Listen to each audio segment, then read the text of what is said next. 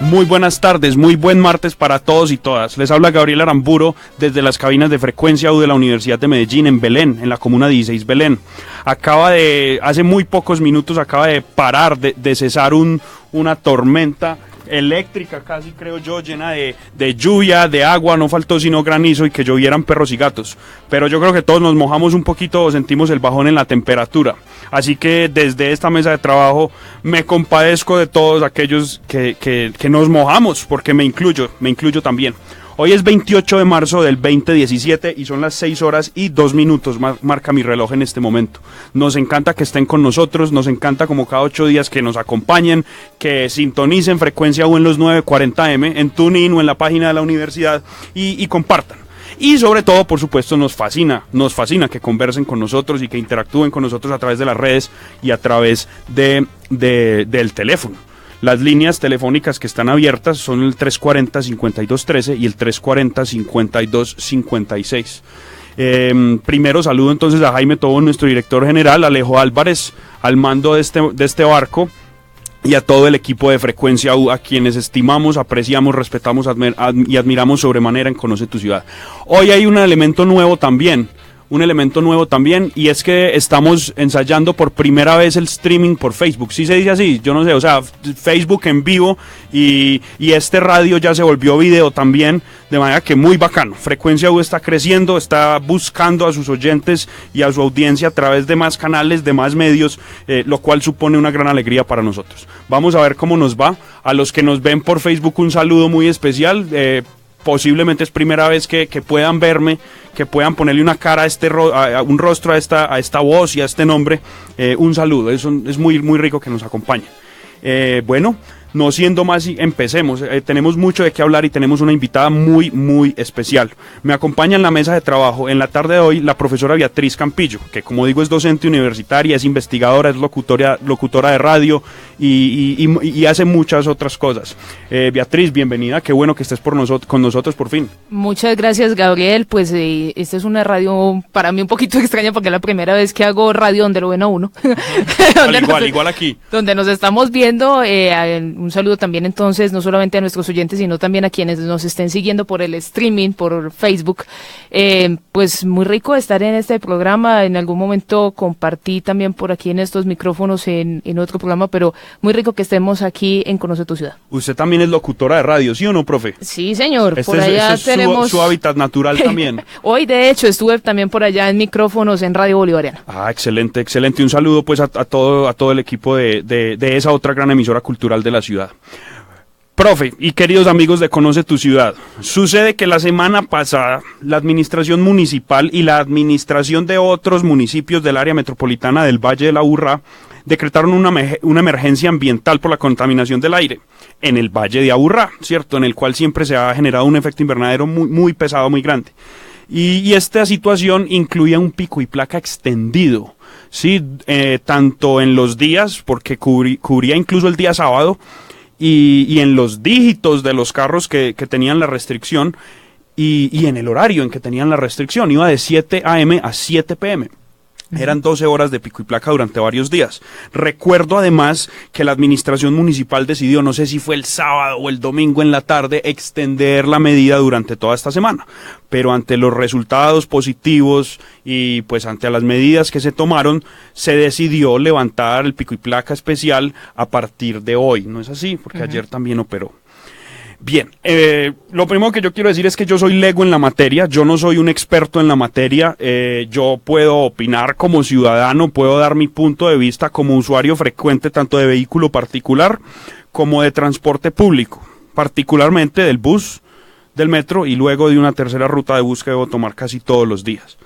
Y mi opinión no experta, no profesional, es que ahí estamos nosotros otra vez pintados, echándole la culpa al Estado, regañando al Estado y a la administración por los errores, por las faltas y por los daños que la sociedad entera le ha causado al país. Sí, entonces el asunto de la indignación, de exigir, de vapulear a la administración municipal, al área metropolitana, de ridiculizarla, me parece un poco inmadura y me parece un poco desacertada. Sí, yo no puedo opinar sobre contaminación del aire, sobre mediciones técnicas, científicas del aire, ni sobre las mejores o peores medidas que se puedan tomar para enfrentarlo. Mi postura es social, es cívica y es ciudadana, y me parece que somos solapados. Me incluyo en la crítica que estoy haciendo. En tanto le echamos la culpa al Estado, a la administración, por la contaminación que todos hemos generado. Ahí lanzo la pregunta de una vez: de ese porcentaje de contaminación que se ha generado, ¿la administración municipal será responsable de cuánto, hombre? No sé, profe, ¿qué opinión le merece? Pues mira, Gabriel, la situación es muy compleja, obviamente, porque pues ya cuando uno decreta una alerta roja, pues no es cualquier cosa.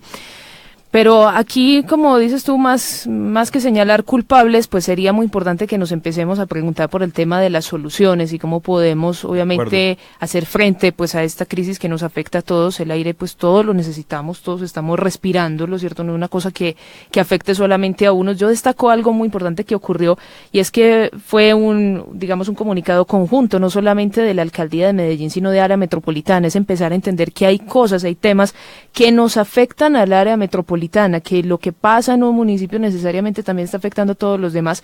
Y yo incluso lo extendería a esto que, pues hoy que vamos a hablar un poco del tema del Papa Francisco, pues lo que él ha llamado esa casa común, ¿cierto? Lo que pasa en una habitación de esta casa llamada planeta Tierra, pues nos afecta finalmente a todos. Entonces, partir de eso que tú decías ahorita, el sentido de que todos somos responsables, todos tenemos algo que hacer allí, pues es supremamente valioso. Pero, frente a lo que fue la medida, pues en lo personal yo sí me cuestionaría es el tema de hasta qué punto ese pico y placa, pues tan extendido, pero en tan poquitos días, realmente ya no soluciona el problema, o si fue un paliativo, unos pañitos de agua tibia, ¿no? Porque pues sabes que ahorita se vuelve a reactivar, y entonces pues qué vamos a hacer cuando en unas semanas probablemente tengamos que estar otra vez en las mismas, ¿cierto? Entonces la pregunta de fondo tiene que ver es con eso, qué tipo de políticas vamos a asumir, y no tiene que ver solamente con cuántas motos o carros estén circulando, sino también con cuántos se están vendiendo, por ejemplo, que es un tema que casi no se trabaja, porque eso es tocar directamente una industria. También tiene que ver, por ejemplo, con las fábricas, ¿cierto? Y todos estos casi que chimeneas así enormes, es que ¿cierto? se llaman como contaminadores fijos, sí. Y recuerdo también algo, ese día, digamos, cuando se decretó esa medida y los días que seguían, a mí me llamaba mucho la atención que en redes sociales la gente empezaba a montar pues fotos haciendo denuncias a la cuenta pues tanto del alcalde como de otros funcionarios, pues de estas chimeneas andantes, como a veces le dicen a estos buses, ¿cierto? Y uno se pregunta, bueno, pero es que todos los hemos visto, y entonces ¿cuál ha sido como esa labor de estas autoridades que deben poner obviamente frenos, que deben poner también sanciones cuando cabe? ¿O por qué dejamos que todo se vaya al extremo? Y entonces ese día parecíamos descubriendo el agua tibia. La gente montaba un montón de fotos, y yo decía, pues que, a ver, eso me imagino que salga a la calle un ratito y usted lo ve. Claro, nada nuevo, ¿no? Uh-huh. Sí, pues me uno a ese llamado, Beatriz, y le hago un jalón de orejas a toda la sociedad medellinense, hombre. Y bueno, ¿y qué tal? Y me disculpo una cosa, Por y favor. también un poco al tema de administración pública, sí, Gabriel, yo ahí sí llamaría la atención. Por un lado, por eso que acabamos de decir, porque no es poner pañitos de agua tibia, sino que necesitamos soluciones más de fondo, pero también por otro asunto, y es, miren, no lo digo solamente por esta administración, miremos hacia atrás, Sí. y hay que preguntarse el tema de los árboles aquí, en Medellín. ¿Cuántos tenemos? ¿Cuántos más necesitamos? Ese tema de zonas verdes. En estos días compartían, por ejemplo, una fotografía donde se veía antes cómo era la oriental, ¿cierto? Sí. Con estos árboles, como una administración decide quitarlos Lo y armar recuerdo. unas pirámides que no tienen... Pirámides de baldositas, ¿cuántos que valieron? Claro, Yo no me acuerdo. y que ni Me da siquiera gastritis. y que ni siquiera tiene que ver con nuestra cultura, ¿cierto? Que ni siquiera es algo significativo para nosotros, aunque nos quisieron vender que eran como las montañas y demás. Pues las montañas son verdes y con un verde bastante natural y bonito que hemos ido dañando. Me cuestionaban estos días, también lo compartí allí en mis redes sociales, pues un comentario, y es que hace un tiempo, pues no sé si los oyentes de pronto lo recuerden, la antigua sede del seguro, ¿cierto? Que queda por allí cerca de esta parte de la Clínica Las Américas, queda allí vecino. pues era una zona bastante importante, llena de árboles, y yo lo recuerdo muy bien, justamente pues porque un familiar, un tío, me llevaba cuando yo estaba pequeña a jugar tenis, a nadar y demás, pero era una zona con muchísimos árboles, y como de un momento a otro aparecen una serie de decisiones donde ya nos vamos a encontrar con centros comerciales, o sea, la ciudad está llena de centros comerciales, nos estamos llenando de cemento, y ahí sí, uno se pregunta, los planes de ordenamiento territorial, por ejemplo, ¿qué tipo de acciones están haciendo para cuidar todo lo que tiene que ver con zonas verdes? Ya, qué interesante, qué interesante. Y bueno, para agregar y para ilustrar con un poco más de profesionalismo y de datos fríos, pues yo quisiera llamar al ingeniero Giovanni Orozco, o qué opina, profe Beatriz. El ingeniero es una persona que sabe de esto, que tiene una posición bastante elaborada, y que yo creo que es interesante escuchar para nosotros también construir un poquito más sobre nuestra propia opinión, para trascender a la simple y mera opinión. El profesor Giovanni Orozco, que además es un ingeniero que se ha dedicado mucho al tema del agua, ¿sabes? Y entonces tiene unas opiniones pues bastante elaboradas sobre esto. De hecho, sería muy rico si en algún momento lo puedas también tener aquí en vivo, y ya para que además lo vean, Directo, ¿cierto? ¿no? Además para que también lo vean nuestros seguidores de Facebook. Pero es una persona que además le ha hecho seguimiento a una cosa que es el desarrollo sostenible y sustentable, y hacernos la pregunta de cómo a veces nos encontrábamos con espacios pues que todos podíamos disfrutar, que eran ríos, que era aire puro, y de un momento a otro sencillamente nos encontramos con contaminación. Excelente, bienvenido sea el profesor Giovanni. No he tenido la oportunidad de conocerle en persona, pero le saludo por este medio. Profesor ingeniero Giovanni, bienvenido a Conoce tu Ciudad. No sé si nos escucha por radio y por Facebook o por ambas. En todo caso, un saludo muy especial. ¿Cómo ha estado? Muy bien, muchísimas gracias. Un saludo muy especial a ustedes allá en la mesa de trabajo y a toda la audiencia. Adelante, profesor, qué pena. Que teníamos aquí un problemita, que nos estaban organizando por aquí unos cablecitos. Adelante, le escuchamos su opinión. Aló, muy buenas tardes. Un saludo muy especial a todos ustedes allá en la mesa de trabajo y a toda la audiencia. Profesor, ¿qué opinión le merece, para empezar un poco el diálogo, qué opinión le merece pues las medidas que tomó la administración, bastante reactivas, bastante sobre el tiempo pareciera, para quien no sabe mucho, la administración municipal frente al tema de la contaminación del aire últimamente? Sí, bueno, no, eso definitivamente son unas medidas, como tú muy bien lo dices, no solamente reactivas, sino pues absolutamente inútiles, porque pues lo primero que hay que decir es que la única fuente de material particulado no son los vehículos automotores. Existen otras muchas fuentes de material particulado que van a nuestra atmósfera y que obviamente no fueron tenidas en cuenta al momento de hacer los análisis.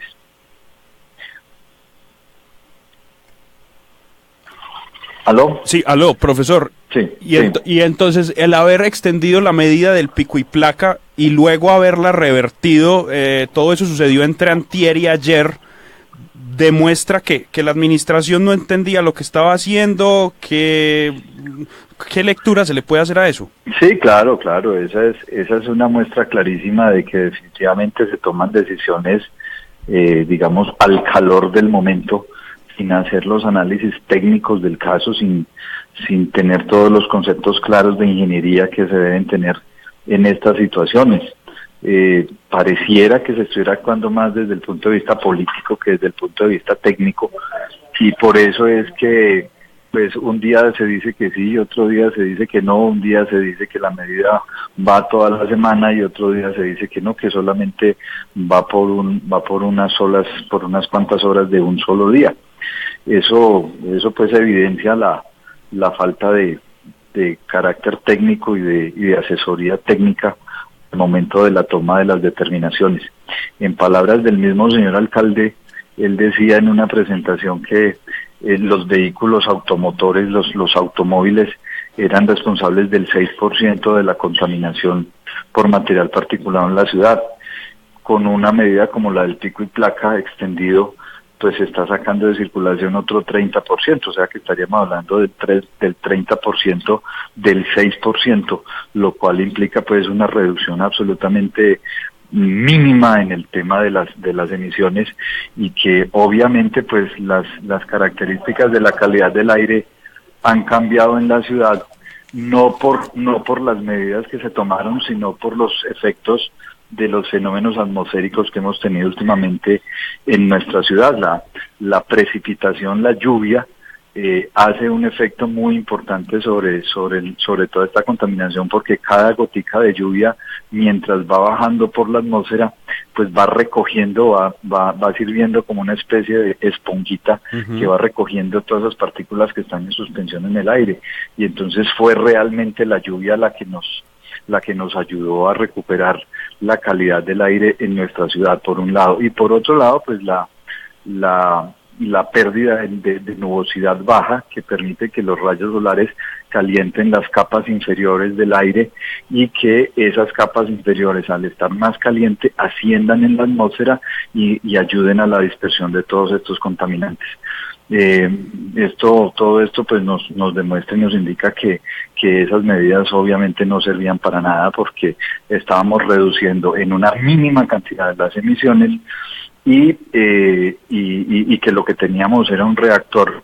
La atmósfera trabaja como un reactor, en este caso de acumulación, en esos momentos que vivimos las semanas anteriores, y que la reducción en la llegada de material particulado a la atmósfera pues era mínima, y que realmente lo que teníamos era una gran acumulación de material particulado en nuestra atmósfera. Entiendo. Es decir, si le entiendo bien, Giovanni, la medida del pico y placa extendido y reforzado y demás no es ni siquiera un pañito de agua tibia, ni siquiera se acerca a eso. Sí, no, eso como decía yo hoy en alguna de las redes sociales, decía, eso es como si a uno, porque la gente pues digamos que se pone emotiva, les dice, hombre, es que hay que colaborar, es que aunque sea un granito de arena hay que aportar. Yo decía, eso es como si uno estuviera enfermo de un cáncer y le mandaran unos Dolex o le mandaran un acetaminofén para curar la enfermedad. Obviamente con eso no se va a curar la enfermedad, con eso de pronto va a tener unos cuantos minutos de alivio o de una disminución del dolor, pero el problema no se ha curado, la enfermedad no se ha curado ni se va a curar con eso. Y Giovanni, ¿cuál podría ser, no sé si lo esté poniendo en el campo de la especulación o si ya esté claro desde su conocimiento ingenieril, cuál sería una solución a largo plazo, contundente, pues para atacar este problema, para solucionar el problema? Son muchas. Te puedo mencionar algunas. Por ejemplo, esta ciudad necesita urgentemente un proceso de sincronización del sistema de semáforos. Esta ciudad en donde presumimos de ser tan innovadores y de ser tan avanzados en tantas cosas, tenemos un sistema de semaforización que es absolutamente precario. Creo que cualquier persona que camine por nuestra ciudad se da cuenta de que uno se le pone el semáforo en verde, 2 cuadras más adelante hay otro semáforo, y cuando uno está llegando a ese semáforo, el semáforo se pone en rojo nuevamente. Entonces eso hace que uno tenga que frenar, volver a arrancar, y eso es lo que mayor cantidad de material particulado hace que un carro emita, ese proceso de arrancado y de frenado, por un lado. Por otro lado, pues hay que decir que esta ciudad necesita también un proceso de rediseño y de reingeniería grandísimo para todas las rutas de buses. Tenemos un sistema de ruta de buses que es absolutamente, yo diría que no, ni siquiera precario, sino prehistórico, porque aquí las rutas de buses las definen los propietarios de las empresas de transporte. Tal cual. Y entonces tenemos sitios por donde pasan 3 buses que van para la misma parte en el mismo momento, y lugares donde uno puede quedarse media hora, 40 minutos esperando que el bus pase para el sitio para donde uno va. Entonces aquí necesitamos reorganizar urgentemente todo el tema del transporte público. Mientras que no tengamos un sistema de transporte público en nuestra ciudad que sea cómodo, eficiente y seguro, pues la gente no lo va a usar y va a optar por comprarse una moto o por comprarse un vehículo que le permita movilizarse, por lo menos en condiciones de comodidad y de seguridad. aunque no sea de eficiencia, ¿cierto? Sí, señor. Porque es que el problema está en eso, que si yo no me siento cómodo, si yo no me siento seguro, y además de eso el sistema no es eficiente, pues entonces yo voy a tratar de solucionar eso de alguna manera. Y esa es la explicación lógica por la que en nuestra ciudad se ha incrementado significativamente el número de motocicletas, porque pues a una persona le queda mucho más económico, le queda mucho más barato comprar una motocicleta que pagar 2 y 3 pasajes en un solo día.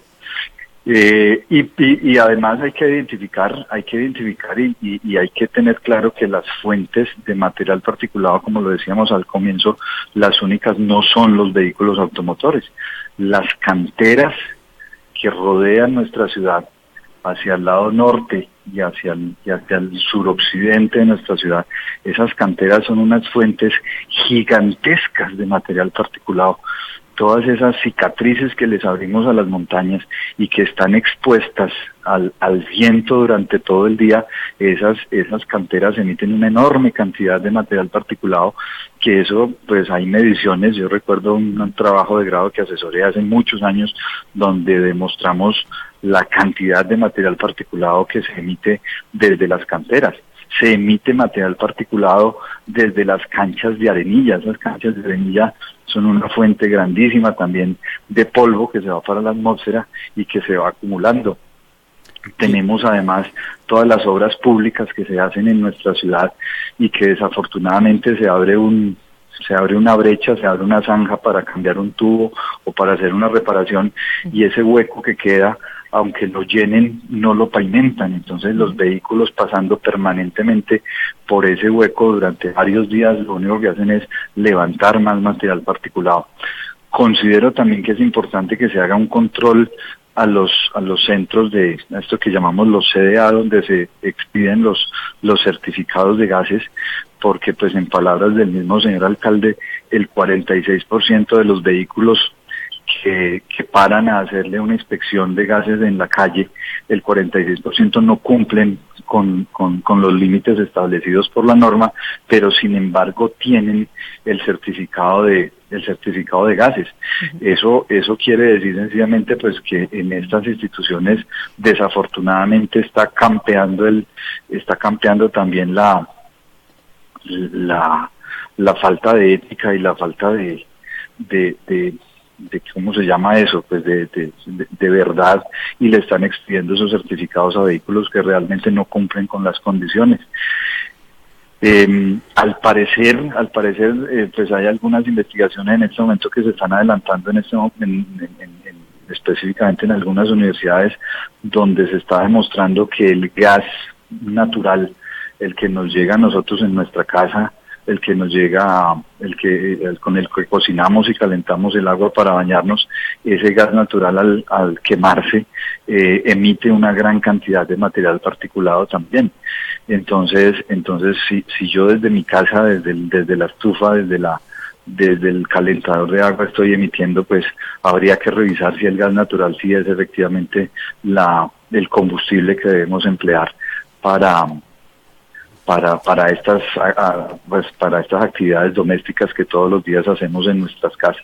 Ya veo. Entonces yo pienso que ahí hay un resumen muy corto y muy breve de la cantidad de cosas que nos están haciendo falta, y por las cuales definitivamente medidas como un pico y placa son medidas absolutamente cosméticas y absolutamente mediáticas, y que no van a aportar absolutamente nada a la solución del problema.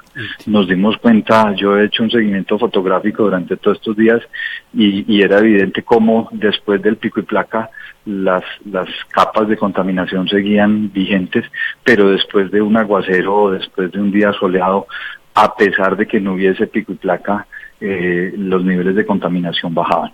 Entonces, definitivamente, ese tipo de medidas yo pienso que son más el caos que generan, el trauma que generan en una ciudad del tamaño de Medellín. Yo digo, por ejemplo, que el viernes pasado, que tenía un examen parcial, mis alumnos me llamaban angustiadísimos y me decían, profesor, estoy en la estación y no he podido llegar porque esto está colapsado, porque claro, se saca de circulación una cantidad de vehículos en las cuales los muchachos se mueven, pero definitivamente el sistema actual de transporte público no tiene la capacidad de asimilar toda esa cantidad de gente que se queda sin poder movilizarse. Entiendo. Entonces, como te digo, pues esas son unas medidas y unos análisis iniciales y básicos que se deberían hacer y que debería el gobierno municipal que debería hacer para tratar de solucionar el asunto.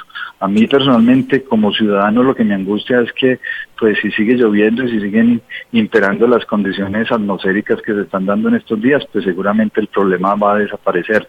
Y entonces, dentro de 6 meses o dentro de 8 meses o un año, que volvamos a tener otra vez las condiciones atmosféricas adversas, pues va a volver otra vez a desaparecer y otra vez la solución, como lo hicieron el año pasado, pues va a ser simplemente decretemos el pico y placa y paralicemos la ciudad y creemos una cantidad de problemas sociales, económicos, académicos que se generan por medidas tan intempestivas y tan poco prácticas como esta. Profesor, y ya para terminar muy brevemente, y nuevamente hablo desde el desconocimiento, todas las soluciones que usted nos plantea que serían de fondo y que solucionarían, digamos, o contribuirían tangiblemente a la solución del problema, me parecen a mí preventivas. ¿Hay alguna medida que requiera intervención de tecnología, de inversión económica, de infraestructura tal vez, que ayude no a prevenir la posterior contaminación, sino que ayude a sacar la contaminación que ya tenemos? No sé si unos ventiladores gigantes, no tengo ni idea, o no sé.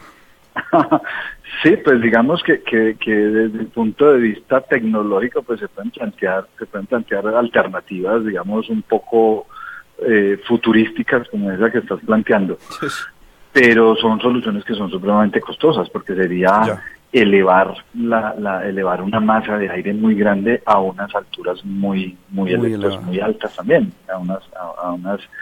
a unas dimensiones pues que superan los cientos de metros de altura. Entonces eso sería un poco complicado.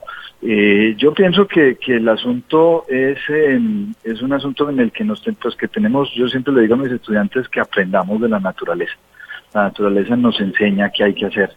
Entonces la naturaleza en estos días nos ha enseñado, dice, hombre, déjeme que llueva y verá que el problema se mejora.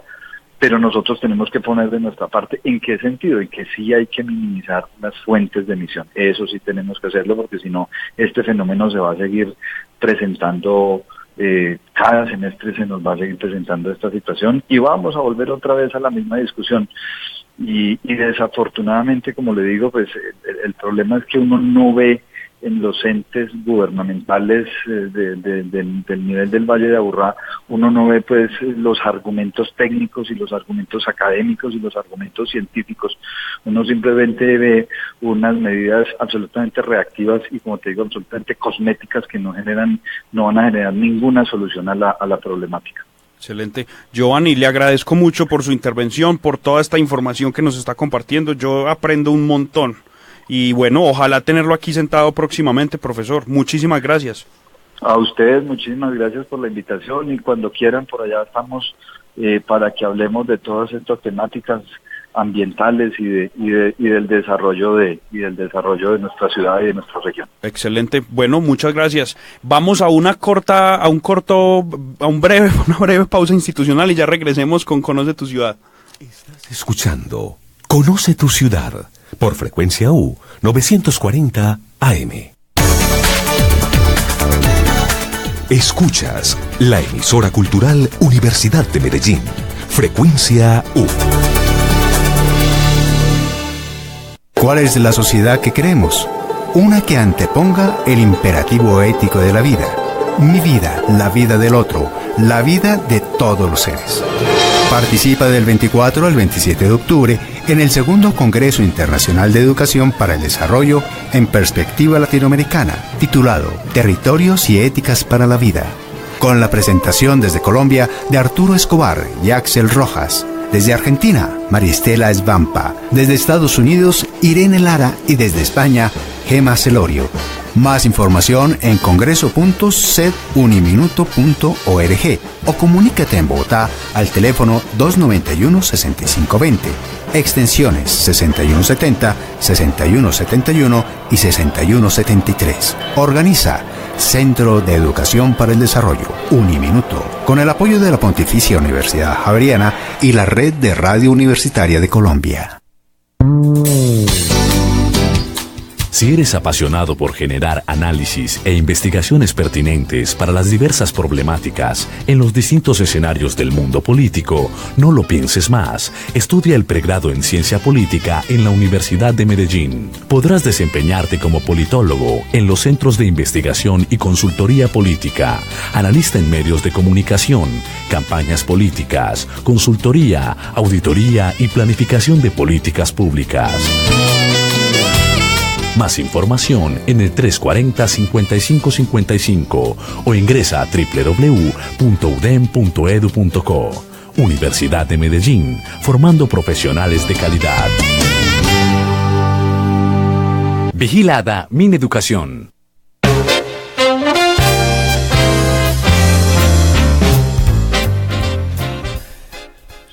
Martes 28 de marzo del 2017, 6 horas y 34 minutos. Esto es Conoce tu Ciudad Radio desde Frecuencia U de la Universidad de Medellín. Les habla Gabriel Aramburo en compañía de la profe y amiga Beatriz Campillo.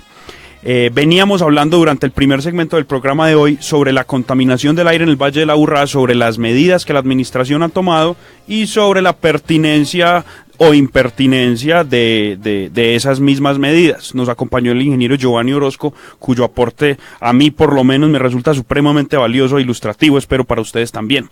Demos paso, profe, al segundo bloque que nos convoca o que ofrecemos hoy para nuestros oyentes y para nuestros videntes, ¿no? El asunto de la visita del Papa Francesco I a Medellín, Colombia. Yo voy a... Adelante. Cuénteme.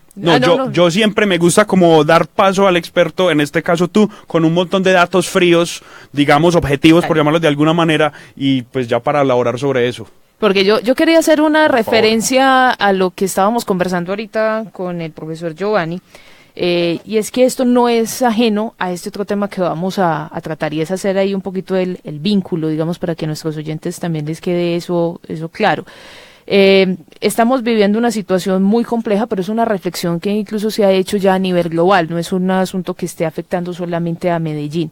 Dentro de estas soluciones que él nos mencionaba, yo también me hacía una reflexión con este tema de utilizar, por ejemplo, vehículos que se mueven o que se movilizan con el tema de la energía, ¿cierto? Los eléctricos directamente, pues me llamaba la atención cómo, pues en muchas ocasiones esto se queda en universidades, en reflexiones, pero no hemos sido capaces de llevar como implementarlo realmente en nuestro transporte público de una manera realmente masiva, ¿cierto? Claro. Sí hemos tenido experiencias, pero de llevarlo realmente de una forma masiva, y sobre todo los vehículos, ya después el carro normal, a veces se lo encuentra uno a unos precios supremamente altos, ¿cierto? Entonces también ahí hay una reflexión.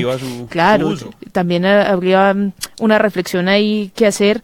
Hay un amigo también abogado frente al tema, por ejemplo, de todo lo que fue esa reforma tributaria, que también se hacía esas preguntas. Entonces, miren, es algo que no solamente se reflexiona en Medellín, también se reflexiona, digamos, a nivel nacional, con la pregunta de la gasolina y este tipo de vehículos, cuánto están costando, el tema de los impuestos, pero a nivel global, cuando uno revisa también ese tema de la Agenda 2030, también estamos caminando ese tipo de reflexiones de desarrollo sostenible y sustentable. Y el Papa Francisco, que ahí es donde se nos une el tema, pues ha hecho un llamado bien importante a partir de una encíclica que se llama la Laudato Si, ¿cierto? Que es una encíclica de 2015, de una reflexión, como nos lo decía hoy el padre Guillermo Zuleta en una clase que nos brindó sobre este tema, pues es una reflexión muy desde la ecobioética, ¿cierto? Es preguntarnos por el cuidado del planeta, por el cuidado de la vida, y pues en ese sentido, pues también hacia Medellín es muy probable que en sus discursos cuando venga nos diga alguna cosita también en ese sentido de la ecología humana, ¿cierto? Esa pregunta, digamos, de los temas que él maneja, a veces pensamos que solamente nos va a hablar sobre el tema de la paz, y pues la reflexión que él hace es un poco más amplia, diciéndonos es que la paz también tiene que ver con el tema del cuidado, ¿cierto? Y el cuidado de sí mismo, el cuidado de los demás y el cuidado sobre todo de nuestro medio ambiente. Yo quisiera rescatar, Gabriel, algo, y es que pues cuando se hizo el anuncio propiamente de la visita del Papa a Colombia, a principios de este mes, exactamente, se dijo algo, y es que el lema que va a acompañar esta visita es demos el primer paso. Pero ese demos el primer paso, también lo precisaban muchísimo, es demos el primer paso hacia Jesús y hacia los demás, ¿cierto? En otras palabras es, oiga, recordemos ese sentido evangélico de podernos encontrar con el otro, ¿cierto? Y entender, digamos, nuestras relaciones como un encuentro, y no simplemente en unos términos políticos, sino en unos términos, digámoslo así, cotidianos. Yo escuchando también al alcalde Federico Gutiérrez decía, preparar esta visita no es simplemente preparar un día donde lo vamos a tener y donde lo vamos a llevar y cómo lo vamos a cuidar, sino también cómo vamos a ir nosotros teniendo unas mejores relaciones sociales con las demás personas para ir enriqueciéndonos también de los otros, para aprender a convivir realmente en paz, ¿cierto? Es decir, el tema de la paz no puede quedarse simplemente un asunto de Habana, de una firma, o de tinta, ¿cierto? ¿No? Y de ponerse uno simplemente a hacer un asunto meramente técnico, sino que tiene que trascender, que tiene que ir mucho más allá. Ahora, la visita del Papa ha dado para, pues la noticia de la visita del Papa a Colombia ha dado para muchas reflexiones. Algunas de ellas yo creo que han intentado tergiversar también su sentido. A mí me llamaba mucho la atención algo, y si tú prestas atención a ese video donde a uno le muestran que está allí el presidente de la República, está acompañado de su señora, también está allí el cardenal Rubén Salazar, el monseñor Luis Augusto Castro, el nuncio de Torre Balestrero y el obispo cantrense que acabas de mencionar, Fabio Suescún. Están ellos haciendo el anuncio y es reiterado, al menos por la parte de la iglesia, que el viaje es un viaje apostólico. No ¿cierto? político. No político. Y entonces uno le pregunta, bueno, ¿y por qué enfatizan tanto? ¿Cierto? Porque es que es reiterado y te lo vuelven a decir y te lo vuelven a explicar. El Papa también hace unos viajes en calidad de jefe de Estado, hay que recordar eso, ¿cierto? Claro. Y en este caso es un acompañamiento, como dicen ellos, de dar ánimo a la situación que se está viviendo, digamos, en el país, hacia unas reflexiones, pero no podemos decir que eso es un espaldarazo a un proceso de paz o a unas decisiones, o que eso necesariamente nos va a poner otra vez a discutir sobre el tema del plebiscito. Bueno, ese tipo de asuntos son asuntos privados del país como tal, que los colombianos es a quienes nos compete, y por el lado, digamos, de Iglesia Católica es un acompañamiento que se quiere dar, ¿cierto? Y que de esa manera lo han querido ellos plantear, y llama la atención es eso, y por eso hago énfasis ahí, porque cuando uno está viendo el video, lo mismo que cuando escucha al arzobispo de Medellín, hacen muchísimo énfasis en que no se trata de una cuestión política, sino que es un asunto meramente pastoral, espiritual. Ahora bien, y aquí es donde entran las lecturas, y tengo que decirlo a nivel personal, aquí hablo simplemente como Beatriz Campillo, creo que el momento en el que se da la visita, por más que desde la Iglesia Católica se quiera marcar, eso es un momento muy complejo.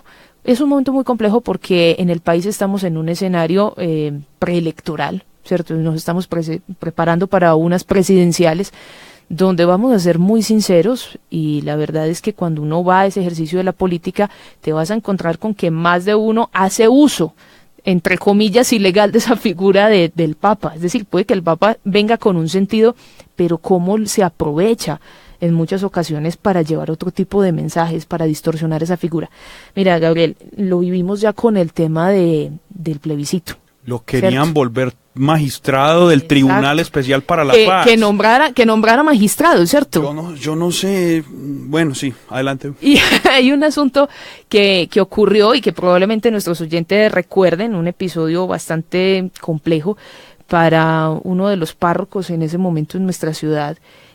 Uno de los párrocos, además yo diría que más fuertes en el sentido de de tener un discurso muy elaborado. En este momento es obispo auxiliar, estoy hablando del padre hoy monseñor Mauricio Vélez, donde le tocó salir también a enfrentar una serie de cosas y decir, oiga, es que ustedes están utilizando mal la figura del Papa, porque se estaban repartiendo unos volantes donde decían, la posición es esa para que vote de tal manera, ¿cierto? No, es que el tema del Papa no se puede utilizar de esa forma, y menos en el atrio de una parroquia donde estás desinformando a la gente. Entonces la pregunta es, en un escenario que como el que estamos viviendo en este momento preelectoral, ¿cómo vamos a frenar ese tipo de cosas?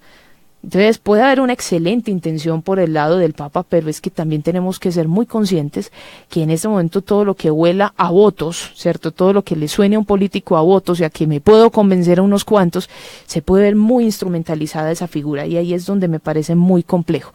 Ahora, el otro punto, que es el que acabas de tocar allí, por los laditos, hay una reflexión muy profunda, Gabriel, es el tema del Estado laico. Hasta dónde realmente somos un Estado laico, es decir, pues constitucionalmente, pues uno diría sí, hay una separación clara. Yo creo que incluso la Iglesia en muchas ocasiones la ha reiterado y creo que ha sido respetuosa en ese sentido. Y cuando un clérigo ha efectivamente pasado al ejercicio político, pues pide una dispensa o se retira o... Sí, de alguna manera hay una separación, ¿cierto?, para poder ejercer, pero hay una cosa muy importante con esto, y cuando les digo que se ha manejado a conveniencia, es porque los políticos también saben que estamos hablando de un pueblo eminentemente católico. Entonces pasa una cosa muy, muy curiosa. Cuando hay temas de debate fuerte, tipo el aborto, tipo por ejemplo el matrimonio, en el caso de homosexuales, todo este tipo de cosas, a la Iglesia Católica literalmente se le separa y se le censura. La mandan a callar, claro, ¿cierto? Claro. Pero recordás, y ahorita que lo traías a colación, lo que pasó el año pasado con ese tema de decir, oiga, señor Papa, nómbrenos aquí magistrados. Por Dios, eso hasta cualquier católico sensato va a decir. Eso huele raro, eso está como muy raro, ¿no? No, y separación claro. Iglesia-Estado. Estamos hablando del Estado, estamos hablando de magistrados. Tenemos que hacer una separación allí, ¿cierto? O sea, no es porque, recuerden, sería como yo pedirle a cualquier otro presidente, venga, nómbreme, ¿cierto? O a cualquier otro líder espiritual también, venga, nómbreme, magistrado. Eso no tiene ningún sentido, no tiene ni pie ni cabeza. Pero eso arrastra. Y de momento interesaba arrastrar votos. Entonces, supuesto, en términos de legitimidad, ellos estaban intentando legitimar esto desde Iglesia Católica. Por eso es muy preocupante el que la figura del Papa, el que la figura de la misma Iglesia se pueda tergiversar, ¿cierto?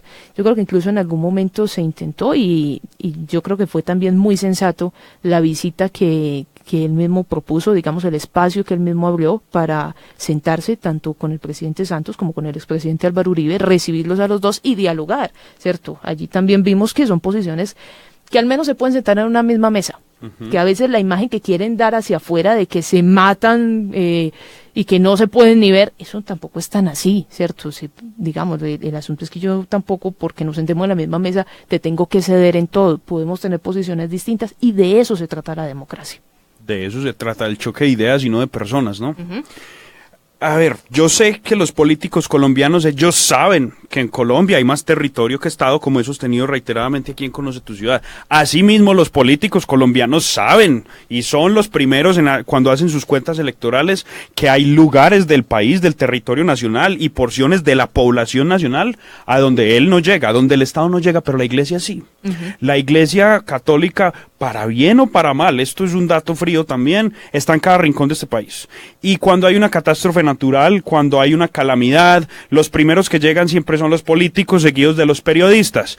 Y después, en un tercer momento, discretos, callados, llega la Iglesia con su ayuda social, con su caridad, con su oferta social. Y son los últimos que se quedan. Cuando el asunto ya no da votos, a Verbo y Gracia, la frontera con Venezuela está cerrada, el terremoto de Haití 2010, el terremoto de Chile de 2012, qué sé yo, tantas calamidades. Cuando la cosa ya no da votos, cuando la cosa ya no moja prensa, pues ellos empiezan a retirar y ¿quién queda solo? Las monjas y los clérigos secando las llagas, aliviando a los enfermos, cuidando a los niños y ayudando. porque no les interesan ni los votos, ni la prensa, ni que el asunto esté en caliente para la opinión pública. Entonces yo creo que los políticos colombianos tienen esto muy claro y lo usan y lo utilizan, como tú bien dices, profesora, a su conveniencia. Cuando es un tema que no conviene a los votos de los políticos, la excluyen, la censuran, la separan y son los adalides y enarbolan de primeros la separación de la Iglesia y del Estado laico, liberal y toda la cosa. Cuando les conviene, cuando saben que necesitan darle validez a un asunto político, como lo puede ser un show allá en La Habana, Cuba, de más de 3 años o yo no sé de cuánto tiempo, saben apelar al sentimiento y a la religiosidad colombiana y saben que el corazón de esa religiosidad en gran medida está aquí en Medellín y Antioquia. Entonces, creo yo, quieren validar su asunto en La Habana, trayendo al vicario de Cristo y de la Iglesia de Roma, al Papa de la Iglesia de Roma, aquí a Medellín, al corazón de la religiosidad colombiana, o por lo menos antioqueña en muchos sentidos, y ponerlo, qué pena que me refieren esas palabras un poco crudas, y ponerlo a hablar bonito de la paz, y acomodar cualquier cosa de la paz, y ya veremos a la propaganda estatal haciendo bellísimas piezas publicitarias de la visita del Papa, dando su espaldarazo a la paz y tal vez tamizando sus palabras, recortando aquí, recortando allá y maquillando. Esto me parece gravísimo, me parece bajísimo, pero me parece de lo más predecible que hay. O sea, ahí está pintada pues gran parte de nuestra casta política. Y porque de hecho ya lo vivimos, Gabriel, eso tampoco es nuevo. Así es. Miren, por ejemplo, ese tema del perdón fue supremamente manipulado, ¿cierto? La manera de entenderlo, porque lo pusieron de una manera tan supremamente amplia que se olvidaban de unas bases fundamentales que la misma Iglesia Católica ha enseñado y que ha enseñado desde un sacramento como es la confesión, ¿cierto? Si el perdón fuera simplemente regalado así al que quiera y pase por él, pues ninguno se tendría que confesar. Yo quisiera recordar ahí una cosita básica y es que, lo primero, el perdón se pide, ¿cierto? El perdón tiene que partir de un arrepentimiento, pero no de un arrepentimiento de palabras bonitas, de discurso, sino absolutamente real, de fondo. Por el otro lado, y usted que es abogado lo sabe mejor que yo, el tema es que el perdón en sí, en el sentido espiritual, no lo da el Estado, ¿cierto? O sea, estatalmente yo no puedo obligar a alguien a que perdone al otro. Porque entonces uno dice, entonces si no lo perdona, pongámosle una pena más cruda. No, son cosas independientes. Es lo mismo que cuando un niño se maneja mal y el papá le dice, pues mira, no vas a ver televisión, supongamos como eran los castigos antes, no sé, ahorita le dirán, no tienes acceso al wifi y te voy a cambiar la contraseña, no sé, los castigos que pongan hoy. Ese papá lo está castigando porque puso unas normas antes, ¿cierto? Las normas estaban claras. No lo está castigando en son de venganza, que es una cosa que nos quisieron vender, de que cuando el Estado castiga, lo hace en son de venganza. No, en un Estado de Derecho las normas están previamente puestas, todos los conocemos y sabemos que si las violentamos, pues hay una serie de castigos y que ese castigo en sí, pues es simplemente asumir las consecuencias de un acto. Eso es ser responsable desde el punto de vista ético.